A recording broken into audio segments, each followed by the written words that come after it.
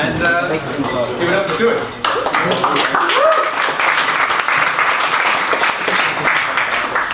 I just have a short and I'll try and keep it even shorter because we want to hear Chris speak again. So I work at Peak and we're a data analytics company, and we see data, or we provide data as a service. Data analytics as a service. Analytics as a service because that would be ass. So we try to provide everything. We've got a database side of the company, so if a company has data problems, they need to store the data. We can do that. We've got an in-house analytics team that can analyze the data and make models, and then we've got a software side of the company too that can make nice dashboard displays and apps and things like that, so that you can get the key performance indicators for your business in real time. Bringing it all together. So I'm just going to talk about just one of the problems we have. I didn't know sort of where to aim this talk, but after a few beers, and it looks like a lot of people here aren't so familiar with machine learning, so I think I've picked the right level. So one of the projects we're working on is to do with supply chain risk. And supply chain management is a really important problem in businesses because if you're trying to sell something, if you're trying to provide something, you invariably have some sort of supply chain. And anything that can hold that supply chain up or cause it problems can cause you problems when you're trying to provide that to your customers. So I've got some examples. So there were labour disagreements on the west coast of the USA in 2014. And so a lot of the docks shut down or slowed down. And this happens actually quite a lot in the US. Every 5 years their agreements are up for negotiation and all the dock workers go on strike. But it works out as a good example for me here. So a lot of businesses struggle because, it's meant to come up one at a time. So the US consumers face shortages on items as diverse as shoes, car parts, and there was a serious shortage on NBA bobblehead dolls. So on a more serious note though, there was a lot of fresh food left on the docks or on the ships just rotting. So Washington State alone, just one of the states of the US, estimated that apple growers, not the whole of the produce industry, lost $100 million US worth of product just rotting on ships because the dock workers were on strike or they slowed down their work anyway, so they can't get in trouble for it, and it caused big build-ups and delays. So there was a 4-day shutdown while negotiations were happening, and it was estimated that cost the US economy $1.9 billion a day, because over 40% of the shipping from the US comes out of the West Coast. Obviously the West Coast goes straight to China. China's got a massive economy as well, and that's where they're getting their supply NBA bobblehead dolls from.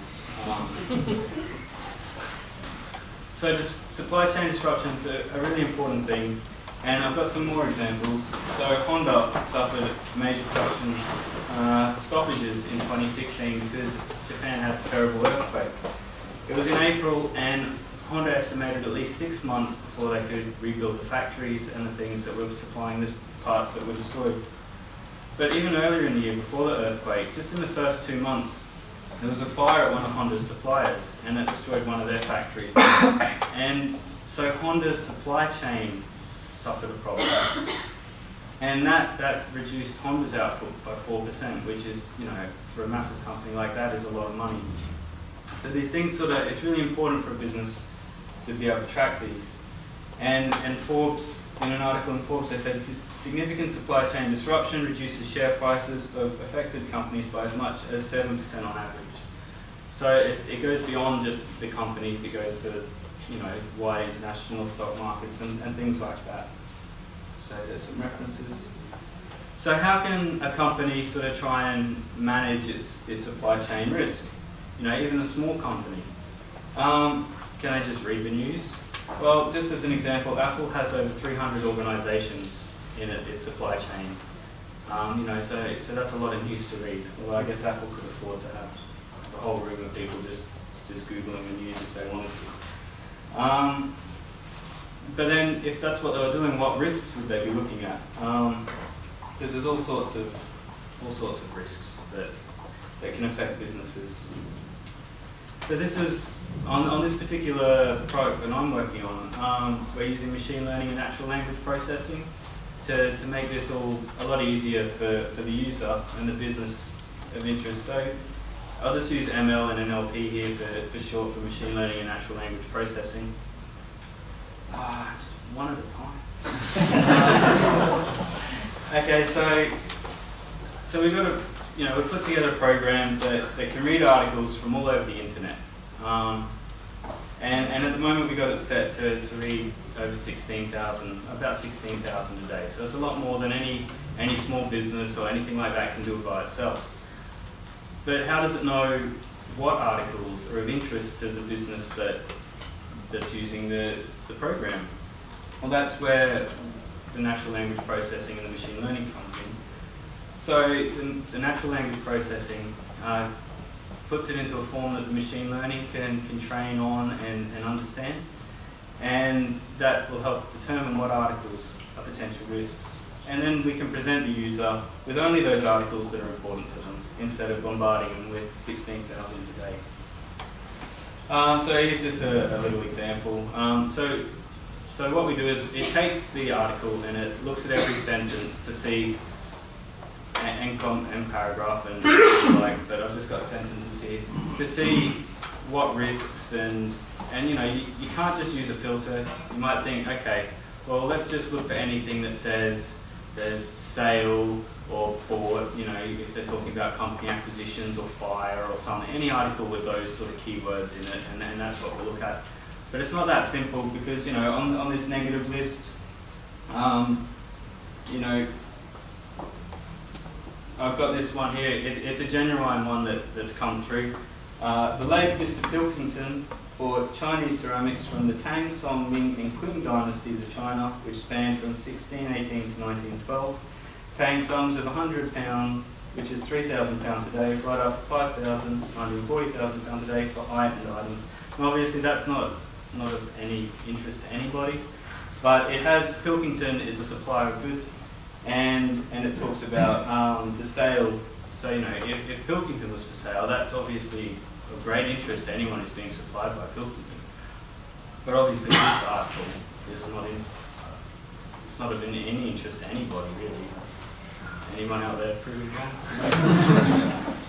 On the other hand, we've got these positive sentences which our machine learning algorithms have filtered to say they're of importance. Optimum Investment Advisors acquired a new stake in Accenture PLC during the first quarter, worth approximately £239,000. That there is of interest, because you want to know who's investing in the companies that are supplying you, because you want to know how their financial health is, because that's going to affect you at the end of the day. Whether they find it interesting or not, and that's where the machine learning comes in. It'll learn what the user's interested in, so that's what we can provide the user with. So, like I said, it's a short talk, getting close to the end. There are more things we're adding to this, machine learning wise. So geo-tagging, that's why I've got a picture of the world there. So you can use natural language processing to geotag a user's supply chain from the information available online. So we're looking through our 16,000 articles a day. We can look at where these companies are that are parts of supply chains, and we can start pulling out locations and find out where their factories are and all that sort of information. So then we can also monitor what's happening in the location. So instead of, Honda's supplier had a fire and that affected Honda, or maybe not a good example, but if anything happened in the region around that supplier, particularly useful for places which might have flooding, which takes time, or civil unrest, it can alert the people using the program of that.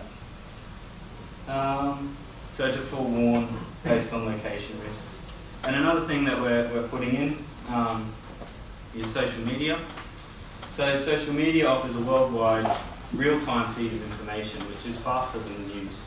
So, for example, we're looking at Twitter sentiment analysis, so you can see if a sentence that somebody says, or their little tweet, if it's positive or negative, and we can see if there's a lot of positive just suddenly coming out of an area or a lot of negative coming out of an area, and then we can use geo-tagging to see where that area is, to see if that's something that, you know, might be affecting the supply chain of whoever's interested in.